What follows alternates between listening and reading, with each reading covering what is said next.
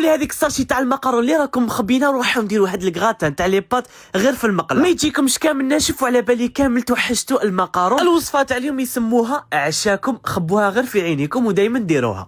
هنا كان عندي ستر تاع الدجاج كنت رحيته، ضفت عليه شويه تاع القزبر، عندي نص حبيبه تاع البصل، صفر بيضه، ونزيد شويه تاع لاشابلوغ، والتوابل يبقاو اختياري، ملح فلفل كحل راس الحانوت، تابل تاع الفرماج، خلط مليح كيما راكم تشوفوا وشكلتهم كوريات يكونوا لازم صغار. هنا حكمت السخان تاعي ولا المقله، حطيت شويه تاع الزبده وحطيت لي بولات هذوك يتحمروا، بعد ما تحمروا وطابوا نحيتهم. من جهه كنت غليت هاد لي بات تاعي كيما راكم تشوفوا.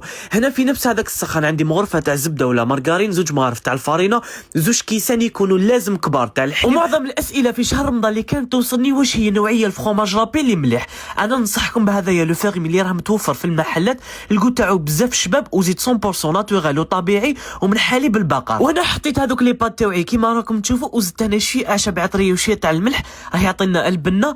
هنا كيف حطيت هذوك لي بولات تاعي اللي كم طيبتهم من قبل، هما الشباح تاع هذا الطبق، وزدت الفرomاج رابي تاع لو فيرمي، ووصفتنا راهي ليك واجده. انا هذه هي الطريقه تاعي، واش رايكم فيها؟ وخلوا لي كامل التعليقات. الى الملتقى ان شاء الله، سلام.